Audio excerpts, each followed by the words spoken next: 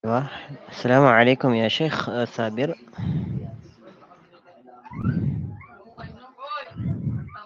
وعليكم السلام ورحمة الله وبركاته.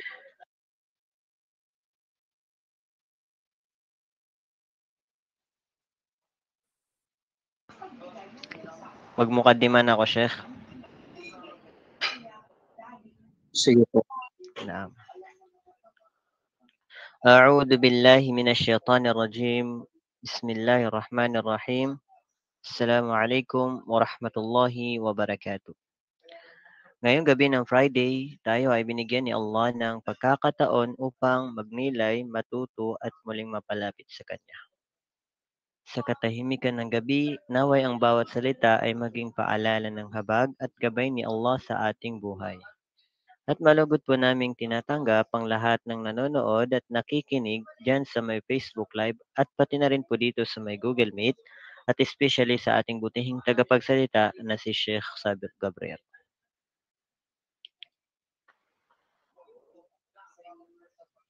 At hindi na po natin papatagalin ang gabing ito. Ang oras ay atin na pong ibinibigay sa kanya. Ya Sheikh, falyatafaddal mashkuran maajura.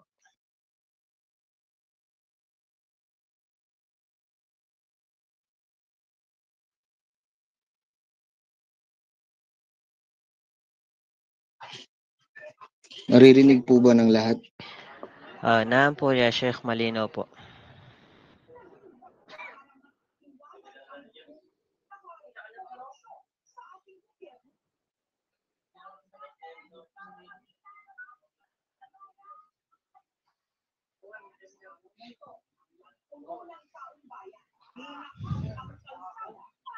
Bismillah. Paki-turn off mic na lang po yung iba.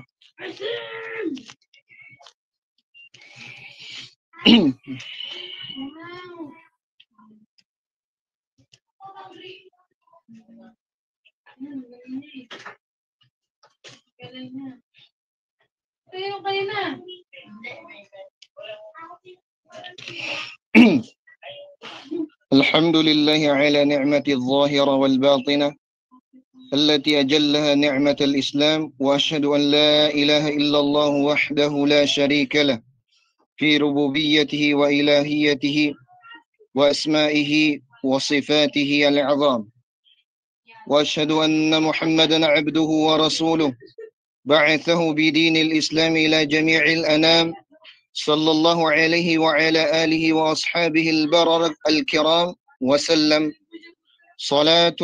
صلاة وتسليما كثيرا مستمرين على الدوام.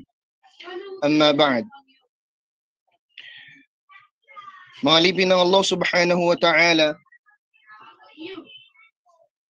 ang papuri ay nararapat lang sa Allah subhanahu wa ta'ala at pagpapala sa kanyang sugo ni si Muhammad sallallahu alaihi wasallam. Mga alipin ng Allah subhanahu wa ta'ala, ating pasalamatan ng Allah subhanahu wa ta'ala mula sa mabiyayang gabi na kung saan ipinagkaloob niya sa atin sa araw na ito. Ang Yawmul Jumu'ah na kung saan dinadakila natin ang Allah subhanahu wa ta'ala at inaalala. Mga alipin ng Allah subhanahu wa ta'ala, inyong katakutan ng Allah subhanahu wa ta'ala at inyong pasalamatan siya mula sa kanyang mga biyaya na kanyang ipinagkaloob sa atin mula sa mga biyayang mga dakila. Kasama na rito ang pinakadakilang biyaya na gawin niya tayong isang mga Muslim.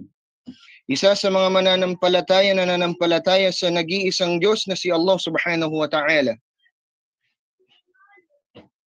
Biyayang Islam na kung saan hindi binibiyaya ng Allah subhanahu wa ta'ala sa kahit na sino man maliban lang sa kaniyang gustuhin mula sa kaniyang mga alipin. Ang Islam na kung saan ay perpekto at wala ng defect. Wala ng ibang mga idadagdag o kaya ibabawas rito. Dahil katotohanan ng Allah subhanahu wa ta'ala ay nagsabi sa kanyang banal na Quran, بعد أعوذ بالله من الشيطان الرجيم اليوم أكملت لكم دينكم وأتممت عليكم نعمتي ورضيت لكم الإسلام دينا. At sa araw na ito ay ginawa kong kumpleto sa inyo ang inyong relihiyon. Ginawa kong sapat sa inyo ang aking biyaya at ginawa kong kalugod-lugod o naging kalugod-lugod para sa inyo ang Islam bilang isang inyong relihiyon. Mga alipin ng Allah subhanahu wa ta'ala, ang relihiyong Islam ay binubuo o napapaloob rito ang lahat ng kasayahan at kaligayahan dito sa dunya hanggang sa kabilang buhay. Kaya sino man ang panghawakan ang din o ang relihiyong Islam, hindi niya malalaman kung gaano ito kahalaga, maliban na lamang sa mga taong nakakaalam ng totoong halaga ng biyayang Islam na pinagkaloob sa atin ng Allah subhanahu wa ta'ala. Mga alipin ng Allah subhanahu wa ta'ala, sinabi ni Sheikhul Islam Ibn Taymiyyah rahimahullah, "I'lam anna Allah subhanahu wa ta'ala arsala Muhammadan sallallahu alayhi wa sallam ila al-khalqi wa qad makata ahla al-kitab matu aw aktharahum qabla mab'athih. والناس إذ ذاك أحد رجلين إما كتاب معتصم بكتاب إما مبدل وإما منسوخ أو بدين دارس بعضه مجهول وبعضه متروك وإما أمي من عربي وعجمي مقبل على عبادة ما استحسن وظن أنه ينفعه من نجم أو وثن أو قبر أو تمثال أو غير ذلك والناس في جاهلية جهلاء من مقالات يظنون علما وهي جهل وأعمال يحسبونها صلاحا وهي فساد وغاية البارع منهم علما وعملا أن يحصل قليلا من العلم الموروث عن الأنبياء المتقدمين مشوب بأهواء المبدلين المبتدعين وقد اشتبه عليهم حقه بباطله أو يشتغل بعمل قليل من مشروع وأكثره مبتدع ولا يكاد يؤثر في صلاحه إلا قليلا." Sinabi ni Ibn Taymiyyah rahimahullah, alamin ng Allah subhanahu wa ta'ala ay pinadala niya ang Muhammad sallallahu alaihi wasallam sa sangkatauhan at kinamuhian niya mga tao ng aklat at namatay sila o karamihan sa kanila bago ang kanyang misyon. Sa panahong iyon, ang mga tao ay isa sa lamang dalawang uri. Alinman sa isang tagasunod ng aklat na kumakapit sa isang aklat na binago, inalis, o isang relihiyon na nakalimutan ng ilan ay hindi alam at ang ilan ay inabandona. O isang taong hindi marunong bumasa at sumulat, Arabo man o hindi Arabo, na sumasamba sa anumang inaakala nilang angkop at inaakala nilang makikinabang sa kanila tulad ng bituin, Diyos-Diyosan, libingan, estatwa o anumang bagay. Ang mga tao ay nasa isang estado ng kamangmangan. Walang alam sa mga pahayag na inaakala nilang kaalaman, ngunit sila ay kamangmangan. At sa mga gawa ay tinuturing nilang katuwiran, ngunit sila ay katiwalian ng pinakanagawa sa kanila sa kaalaman. Pagkilos ay ang pagkuha ng kaunting kaalaman na minana mula sa mga naunang propeta na may halong kapritsyo ng mga nagbago at nag-imbento na nadlilito ang katotohanan sa kasinungalingan nito. O siya ay nakikibahagi sa isang maliit na gawain na pinahihintulutan. Karamihan sa mga ito ay innovated at halos hindi ito nakaapekto sa kanyang katuwiran maliban sa kaunti. Ayon sa ating pagpapaliwanag ng ating mga ulama o si Sheikh Al-Islam Ibn Taymiyyah rahimahullah, ang Allah subhanahu wa ta'ala ay binaba niya ang Rasul sallallahu alaihi wasallam upang siya'y maging gabay sa atin, upang ituro sa atin ang tamang pamamaraan ng pagsamba sa Allah subhanahu wa ta'ala, upang sa gayon ay ituro niya sa atin, gabayan tayo sa tamang landas, ang maliwanag na landas, ang landas ng Islam, mga alipin ng Allah. At wala nang ibang biyaya na mas mahalaga o mas dakila pa rito, maliban na lamang sa pagsamba sa Allah subhanahu wa ta'ala. Ang pagkilala sa nag-iisang Diyos ang pagpapatira pa at pagpapakumbaba sa nag-iisang Diyos na kung saan lumikha sa sangkatauhan, mga alipin ng Allah.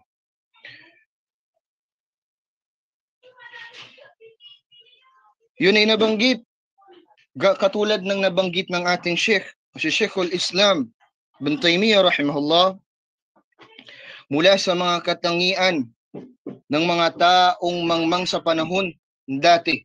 Pero itong mga kamangmangan na ito ay hindi ito nawala hanggang sa panahon natin ngayon. Marahil, mas marami pa sila. Naging palamuti pa ang kanilang mga gawain sa atin, na minsan ay hindi na natin napapansin ang mga gawain nilang karumal-dumal, at minsan ang iba sa ating mga kamusliman ay ginagawa kung ano man ang kanilang ginagawa. Mga alipin ng Allah subhanahu wa ta'ala, nagsabi rin si Sheikhul Islam Ibn Taymiyyah rahimahullah, فَهَدَى اللَّهُ النَّاسَ بِبَرَكَةِ النُّبُوَّةِ مُحَمَّدٍ صلى الله عليه وسلم وبما جاء به من البينات والهدى هداية جلت عن وصف الواصفين وفاقت معرفة العارفين حتى حصل لأمته المؤمنين به عموما ولأولي العلم منهم خصوصا من العلم النافع والعمل الصالح والأخلاق العظيمة والسنن المستقيمة ما لو جمعت حكمة سائر الأمم علما وعملا الخالص من كل شوب إلى الحكمة التي بعث بها لتفاوتت تفاوتا يمنع معرفة قدر النسبة بينها فلله الحمد كما يحب ربنا ويرضى. Sinabi ng Sheikh al-Islam Ibn Taymiyyah, pinatnubayan ng Allah subhanahu wa ta'ala ang mga tao sa pamamagitan ng pagpapala ng Muhammad sallallahu alaihi wasallam at sa pamamagitan ng malinaw na mga patunay at patnubay na kanyang dinala. Patnubay na hindi mailarawan ng mga naglalarawan at higit pa sa kaalaman ng mga taong nakakaalam. Hanggang sa kanyang bansa, ang mga naniniwala sa kanya sa pangkalahatan at ang mga kabilang sa kanila na may kaalaman sa partikular ay nakamit ang kapaki-pakinabang na kaalaman, matuwid na mga gawa, mahusay na mga tradisyon at matuwid na mga tradisyon o sunnah. Kung ang karunungan ng lahat ng mga bansa, dalisay na kaalaman at pagkilos ay titipunin ng sama-sama. Opo, yung lahat ng kaalaman, sabi ni Sheikh al-Islam Ibn Taymiyyah, kung titipunin ang karunungan lahat ng mga bansa, dalisay na kaalaman at pagkilos ay titipunin ng sama-sama na may karunungan na kung saan siya ay sinugo, ito ay magkakaiba sa paraang makahahadlang sa pag-alam sa antas ng ugnayan sa pagitan nila. Ibig sabihin, hindi ito magiging kahalintulad ng pamamaraan na ibinabasa atin ng Allah subhanahu wa ta'ala. Katulad na lamang po ng hukom sa syariah at yung kanilang paghuhukom. Sa iba't ibang bansa ay nagkakaiba-iba sila ng hukom rito. Ngunit ang Islam ay meron siyang iisa at punto at katunayan, ang pinakatotoong hukom na ibinaba mula sa Allah subhanahu wa ta'ala, hindi mula sa kanilang logical thinking nila o kaya sa sarili nila o kakayahan ng kanilang mga utak, bagkus ang Islam ay mula sa Allah subhanahu wa ta'ala na ibinaba niya sa sugo niya ni si Muhammad sallallahu alaihi wasallam. Kung yung pag-aaralan ang kaalaman na meron sila, mga gawain na ginawa nila, hindi mo mabibilang sa sobrang dami ng mga naimbento nilang salita at mga hukom o mga batas. Ngunit ang Islam ay nagbaba lamang ng relihiyong tama sa pamamagitan ng kanyang sugo na si Muhammad sallallahu alaihi wasallam, na walang ibang makakatulad nito, makakasabay rito sa kahit na anumang relihiyon, nasyon o kahit na ano pa. Opo mga alipin ng Allah subhanahu wa ta'ala. Ibinaba sa Nabi sallallahu alaihi wasallam upang maging gabay, upang maging daan para sa tamang landas, para sa tamang pamamaraan ng pamumuhay dito sa dunya, mga alipin ng Allah. Wala nang babaguhin, wala nang idadagdag o kaya ibabawas dito. Lahat ito ay kinumpleto na ng Allah subhanahu wa ta'ala para sa atin. Opo mga alipin ng Allah. Ngunit yung mga ibang tao ay hindi nila naiintindihan. Mga ibang Muslim na halos nakakalimutan na nila ang kanilang pride o ang kanilang karangalan bilang isang Muslim. Nakakalimutan na nila ito, mga alipin ng Allah subhanahu wa ta'ala.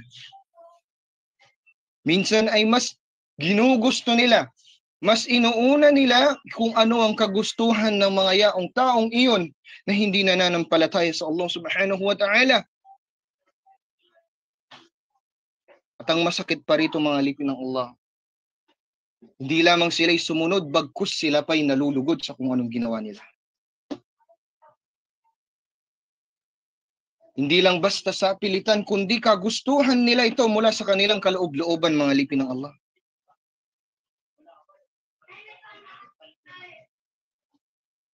Hindi sa pilitan na kinamumuhian ng kanilang puso, kundi kagustuhan nila na sila'y gumawa ng ganon katulad ng ginagawa nila. La ilaha illallah. Sinabi ng Allah subhanahu wa ta'ala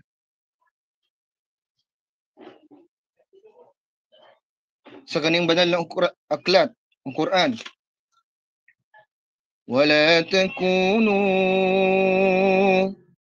ولا تكونوا كالذين نسوا الله فأنساهم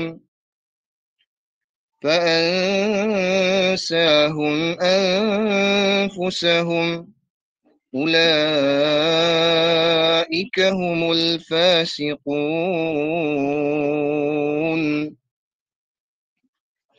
Sa pinakamalapit nitong kahulugan.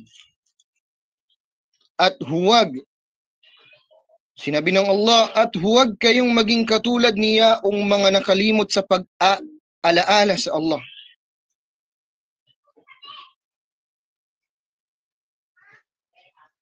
Wag na wag kayong maging katulad niya ang mga nakalimot, yung mga taong hindi nananampalataya, hindi sumasamba sa Allah.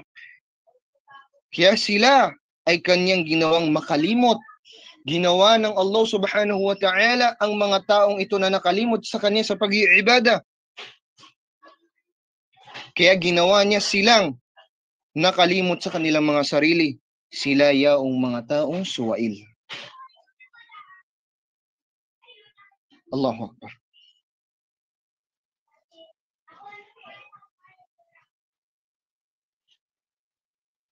Ang pagkawalay mula sa din o sa relihiyong Islam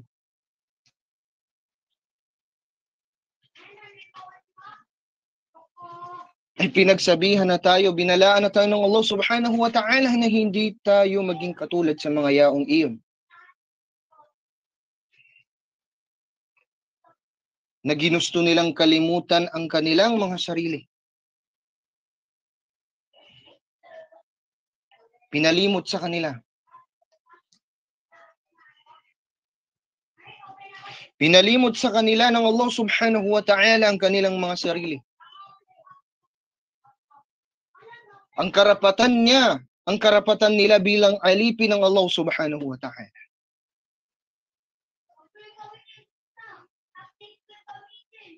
Nagsabi rin ng Rasul sallallahu alaihi wasallam, isang napaka-famous na hadith. Sinabi niya, man tashabbaha biqaumin fahuwa minhum. Isang napaka-ikling hadith na nagmula sa Nabi sallallahu alaihi wasallam.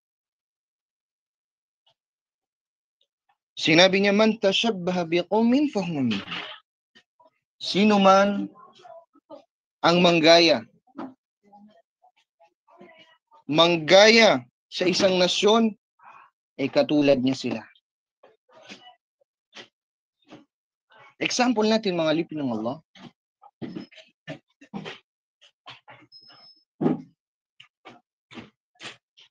Minsan, pag nagsuot ka ng maayos ng thobe, lalo na sa mga kabataan, nag-thobe ka,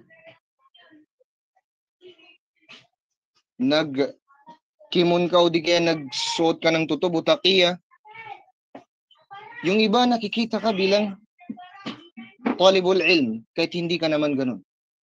O di kaya isang hafid sa mga ibang maranaw dyan. O di kaya kapag kasama mo sila, ay ang turing na nila sa iyo ay katulad ka rin nila. Pero paano kung pareho ng iyong gawain, ng iyong kasuotan ang mga yaong iyon, ng iyong pananampalataya o iyong mga gawain na labag sa Allah subhanahu wa ta'ala, paano ka makikita ng Allah subhanahu wa ta'ala? Katulad ka rin nila.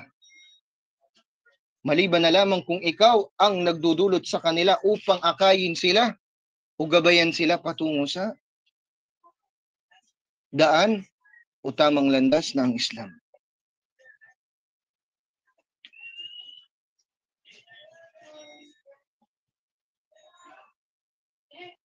Kaya nagsabi si Sheikh Al-Islam bin Taymiyyah rahimahullah,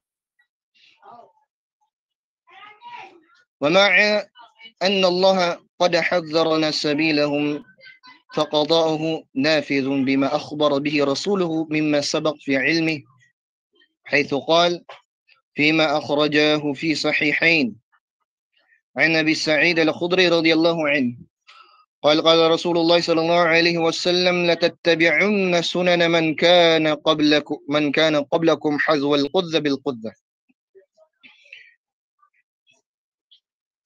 حتى لو دخلوا جحر ضب لدخلتموه قلنا يا رسول الله اليهود والنصارى قال فمن.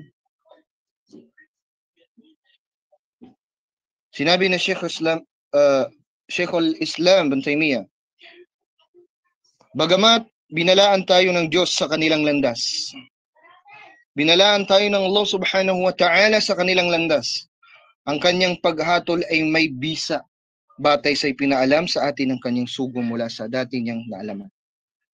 Tulad ng sinabi niya sa kanilang iniulat sa dalawang sahih, ang propeta ay nagsabi sa isang riwaya, ang propeta ay nagsabi, susundan ninyo ang mga paraan ng mga bansang nauna sa inyo sa bawat dangkal upang mas maging malinaw sa atin. At siko sa bawat siko o pulgada sa pulgada, na kahit na sila ay pumasok sa isang butas ng isang dub, isang uri ng hayop, kayo ay susunod sa kanila. Sinabi namin, o sugo ng Allah sallallahu alaihi wasallam, ang ibig mo bang sabihin ay ang mga Hudyo at ang mga Kristiyano? Siya'y nagsabi, sino pa?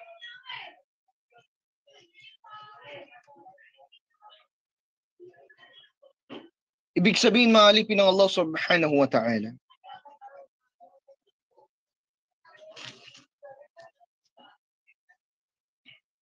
susundan natin tayo sa umma niya, mula sa kanyang umma, ang pamamaraan o yung ginawa ng mga nauna sa atin. Ano ba ang ginawa ng mga yaong nauna sa atin? Ginaya nila kung ano man ang nakikita nila sa iba.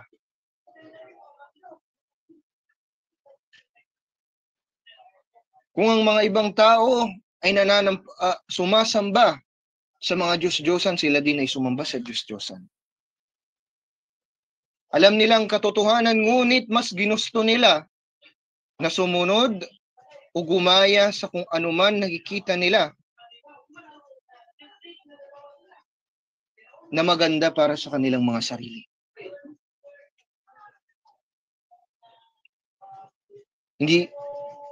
Hindi lamang ito'y labag sa Islam, kundi kagustuhan nila sa sarili nila. Ganon din ang nangyayari sa panahon natin ngayon, mga alipin ng Allah.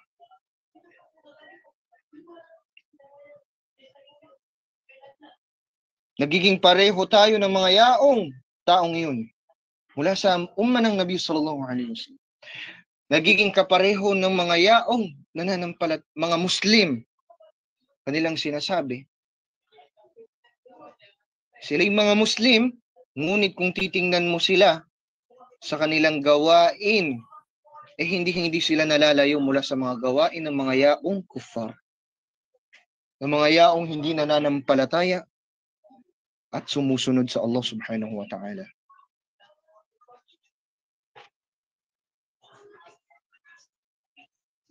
Mga alipin ng Allah, ang relihiyong Islam ay siya yung relihiyong pinakakumpleto. Relihiyong kinumpleto para sa atin ng Allah subhanahu wa ta'ala.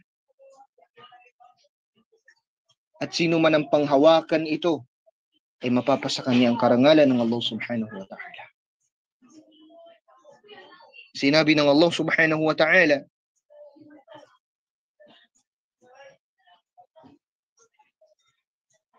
وَلِلَّهِ الْعِزَّةُ وَلِرَسُولِهِ وَلِلْمُؤْمِنِينَ وَلَكِنَّ الْمُنَافِقِينَ لَا يَعْلَمُونَ. Sinabi ng Allah subhanahu wa ta'ala, ngunit ang izza, karangalan, ay pagmamay-ari ng Allah at ng kanyang sugo ng mga naniniwala, ngunit ang mga mapagkunwari ay hindi nakakaalam. Nagsabi rin siya,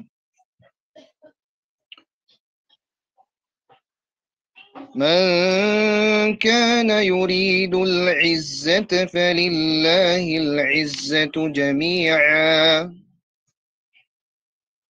إليه يصعد الكلم الطيب والعمل الصالح يرفعه. Sinabi ng Allah subhanahu wa ta'ala, sino man ang naghahangad ng karangalan, ito ay nararapat hingin sa Allah sapagkat nasa pagmamay-ari ng Allah subhanahu wa ta'ala ang lahat ng karangalan.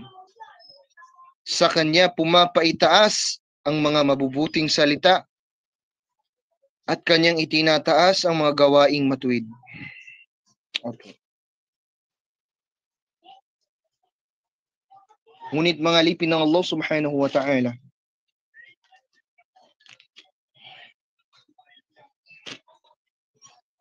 ang masakit dito mga alipin ng Allah, paano naman yung mga taong Muslim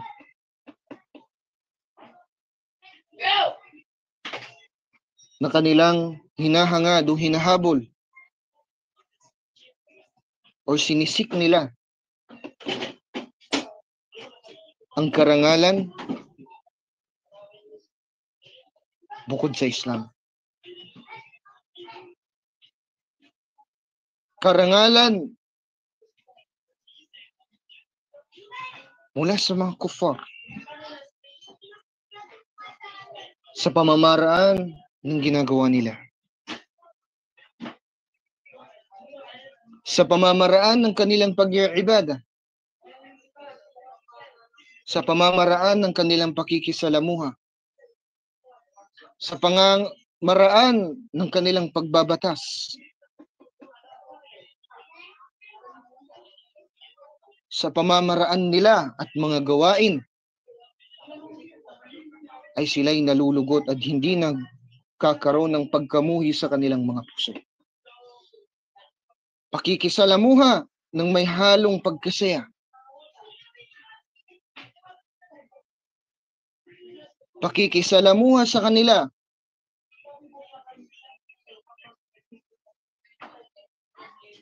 sa mga bagay na hindi ikinalulugod ng Allah. Paggaya sa mga gawain nila na labag sa pamamaraan na ibinaba ng Allah subhanahu wa ta'ala sa kaniyang sugo na si Muhammad sallallahu alaihi wasallam. Katotohanan ng mga kuffar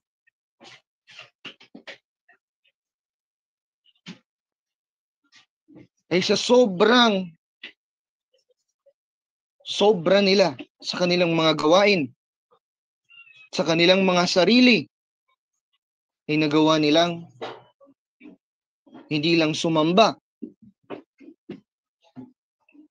sa nag-iisang Diyos, bagkus gumagawa sila ng ibang karumal-dumal na mga gawain.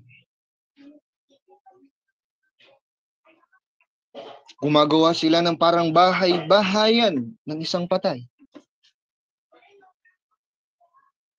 Kung ikaw ay bibisita sa isang kubur ng mga Kristiyano, makakita ka ng isang kubur na parabang kaya nang tumira dito ang isang pamilya.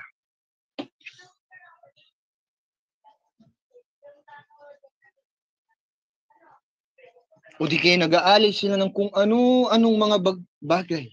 Bulaklak, pagkain, nagtitirik pa ng kandila, kung ano-ano pa, kumukuha ng, di ko alam kung ano yun, mga lupa, inuuwi nila, at kahit ano pa. Bibigay pa sila ng pagkain sa patay. Na paniniwala nila na yung patay kumakain rin.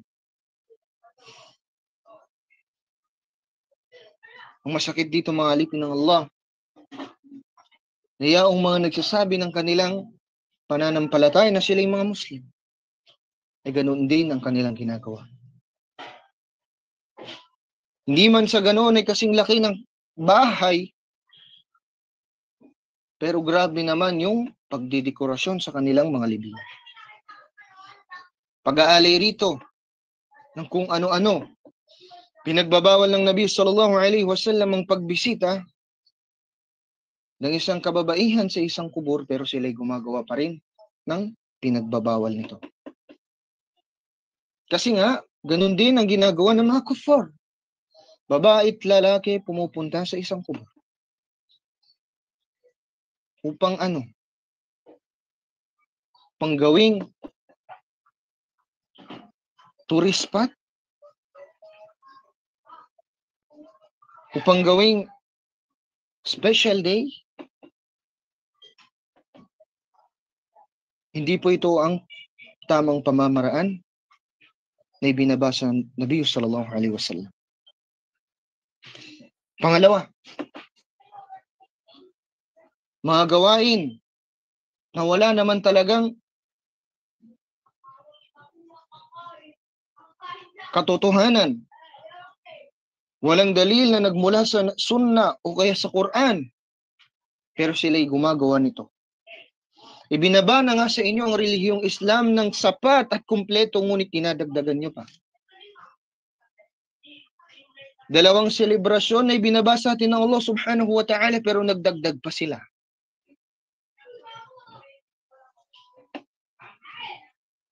Kasi nga, bakit? Ang mga kuffar nga may ganito sila eh. May mga Mother's Day, Father's Day, Valentine's, Christmas, kung ano-ano pa. Mga anniversary. Ganyan po ba? Hanggat sa ginaya rin sila ng mga kamusliman. Kasi nga may mga holiday din sila. At dahil nga sa kagustuhan nila, na makigaya rin sa mga yaong taong iyon, na puro holiday na lamang, nagkakaroon ng mga special day na lamang, ay gumawa din sila ng kanilang sariling special day.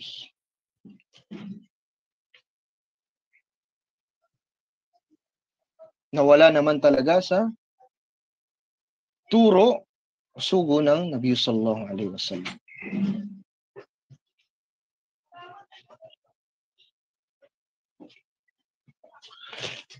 Binaba ng Nabi sallallahu alaihi wasallam, itinuro ng Islam ang pagiging mabuti sa mga magulang hindi lamang sa isang araw. Hindi lamang sa isang araw. Pagkus itinuro sa atin ng Nabi sallallahu alaihi wasallam, pagpapaalala sa akin at sa inyo na maging maayos ang ating pakikitungo sa kanila. Hindi lamang po sa isang special day lamang. Kung wala kayong kakayahan at tumulong pa sa ngayon, pwede mo naman silang ipagdua. So, ito ang mas pinakamainam na naibibigay ng isang anak sa kanyang magulang. Ang ipagdua sila.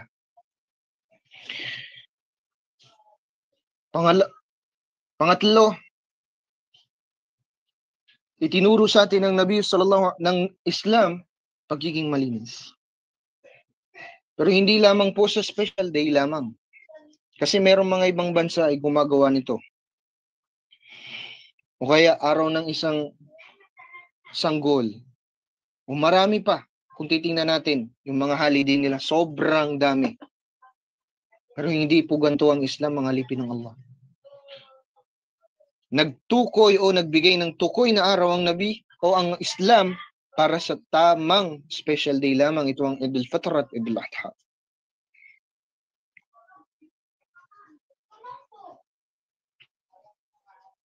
Ganun pa, hindi lamang sa gawain nila, kundi pati na rin sa kasuotan nila.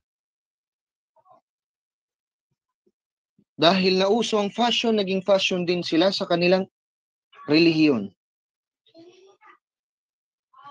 Kesyo ganito ang maganda, iniba nila ang pamamaraan o tamang kasuotan para sa mga kababaihan. Nakaabaya pero naging masakip naman ang kanyang bewang at nakikita naman ang kanyang buong hugis ng katawan.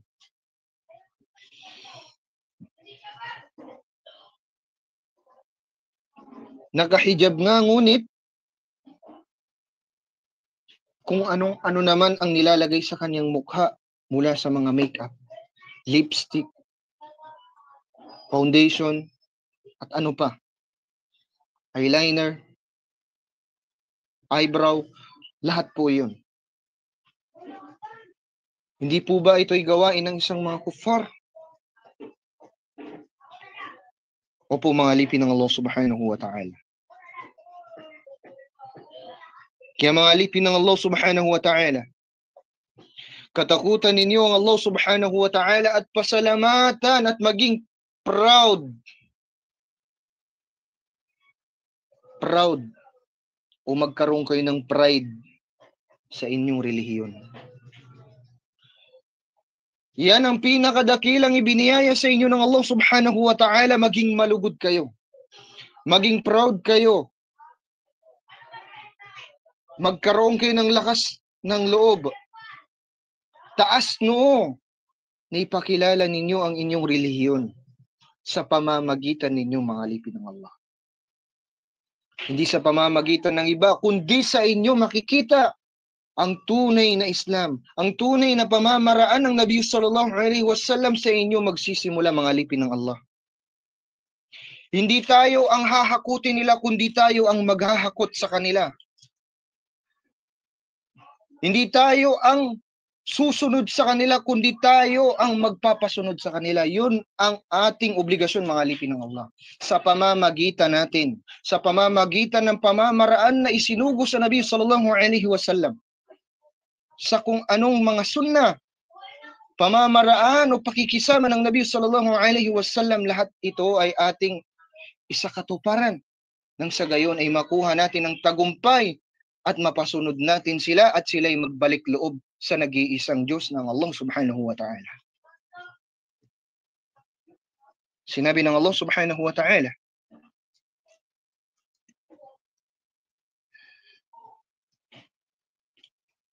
أَتَسْتَبْدِلُونَ الَّذِي هُوَ أَدْنَى بِالَّذِي هُوَ خَيْرٌ.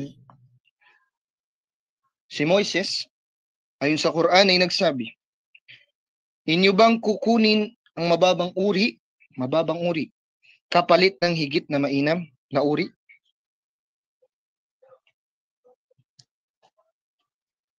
Nagsabi rin ang Amirul Mu'minin Umar bin al-Khattab radiyallahu anhu, inna Allah azzana bihadha ad-din famahma ibtaghina al-izz min ghayrihi adallana Allah.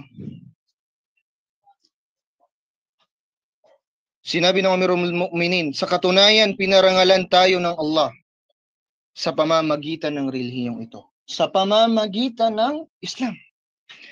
Kaya't ang sino mang naghahangad ng karangalan mula sa iba, maliban dito, ihihiya siya ng Allah. Sinong hindi na nakaranas dito? Lumabag ka. Iniwan mo mismo ang iyong pride, ang iyong pagiging Muslim para lamang sa gawain ito. Anong naranasan mo? Hinanakit mula sa iyong puso. Pwedeng hindi sa ngayon, pero darating ang panahon na ibabalik at ibabalik sa iyo ng Allah subhanahu wa ta'ala hanggat hindi ka pa nagtatawbah. O di kaya gawing madaliin sa iyo ng Allah subhanahu wa ta'ala ang kaniyang parusa dito sa dunya. Kaya mga alipin ng Allah subhanahu wa ta'ala, hingi natin ang hidayah o gabay mula sa Allah subhanahu wa ta'ala at tamang landas. Ang landas na kung saan ay tinahak ng mga salafus salih ang pamamaraan ng Nabiyo sallallahu alaihi wasallam. Hanggang dito na lang po. Wa akhiru da'wana alhamdulillahi rabbil alamin.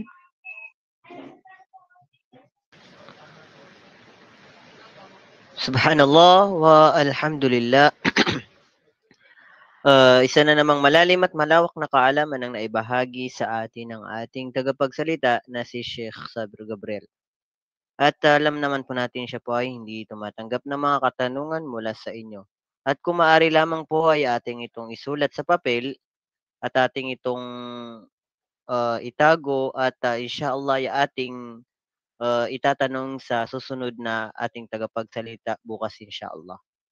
So, jazakallahu khairan ya Sheikhan Al-Fadil sa iyong magandang kaalaman na naibahagi sa amin. Maraming salamat po at maraming salamat din po sa mga nakibahagi ngayong gabi. At inihiling po namin sa inyo ya Sheikh bilang pagtatapos ng ating muhadara ay nais po naming bigyan nyo kami ng panghuling salita at pangunahan po kami sa kafaratul majlis.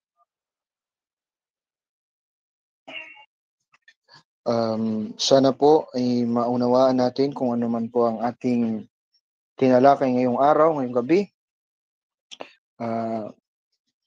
Bilang pagtatapos,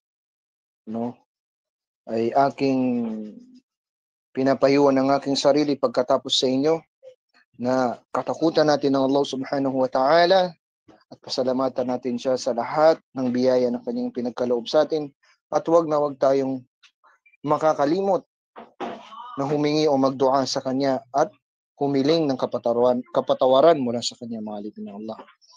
Hanggang dito na lamang po, basahin natin yung kafaratul majlis. Subhanakallahumma wa bihamdik.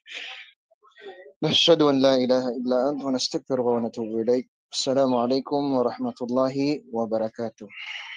Waalaikumsalam warahmatullahi wabarakatuh. Alhamdulillah, naway maging ilaw at gabay ang ating natutunan ngayong gabi. Hindi sapat ang kaalaman kung hindi ito isa sa buhay.